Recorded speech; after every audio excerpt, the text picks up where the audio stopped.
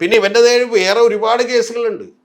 പല ഈ അഖിലയുടെയൊക്കെ വേറെ കുറെ കാര്യങ്ങളുണ്ട്, അതൊന്നും സ്ഥിരീകരിക്കാത്തതുകൊണ്ട് നമ്മൾ പറയുന്നത് ശരിയല്ല. അതുകൊണ്ട് ഞാൻ പറഞ്ഞില്ല. അമ്മ എന്നുള്ള നിലയിൽ അഖിലയല്ലേ ഏറ്റവും ആദ്യം ഇതിൽ ശിക്ഷിക്കപ്പെടണം. അല്ല, അതാണ് ഞാൻ പറഞ്ഞത്. ഒന്നാമത്തെ പ്രതിയായിട്ട് എന്ത് ചെയ്യണം? അഖിലേനെ പ്രതികരണം.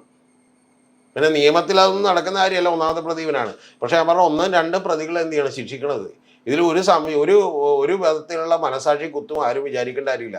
സാധാരണ പ്രജിതൊക്കെ അറിയാലോ, ഞാനൊരു പോപ്പുലർ ഒപ്പീനിയനോ ജനങ്ങളുടെ കയ്യടി കിട്ടുന്ന ഒരു ഒപ്പീനിയനോ ഒന്നും പുറകെ ഒന്നും പോകുന്ന ഒരാളല്ല. പക്ഷെ ഈ കാര്യം വായിച്ചിട്ട് അല്ലെങ്കിൽ ഇത് അറിഞ്ഞിട്ട് ഇതിൻ്റെ ഡീറ്റെയിൽസ് എല്ലാം അന്വേഷിച്ചിട്ട് സത്യം പറഞ്ഞിട്ടുണ്ടെങ്കിൽ ഇല്ലേ, പണ്ട് വാളയാർ പെൺകുട്ടികളുടെ പോസ്റ്റ്മോർട്ടം റിപ്പോർട്ട് നമ്മൾ വായിച്ചു നോക്കിയപ്പോൾ നമുക്കത് വായിച്ചു പൊഴിപ്പിക്കാൻ പറ്റിയില്ല. എന്ന് പറഞ്ഞാൽ നമ്മൾ ഒരുപാട് ബുദ്ധിമുട്ടിയാണ് അത് വായിച്ചു തീർത്തത്. കാരണം 9 വയസ്സുള്ള 13 വയസ്സുള്ള 2 പെൺകുട്ടികൾ, അവരുടെ ഈ പറഞ്ഞ റിപ്പോർട്ടുകൾ, അതിൽ CBI കണ്ടെത്തലുകളൊക്കെ വായിച്ച് നമ്മുടെ കണ്ണുകളിൽ പോകും. പെരുവരിലെ കുത്തിന്ന് മറ്റേ ഇത് ആത്മഹത്യ ചെയ്യുന്നവരാണ്, കയറ് കഴുത്തിലേക്ക് ഇട്ട്.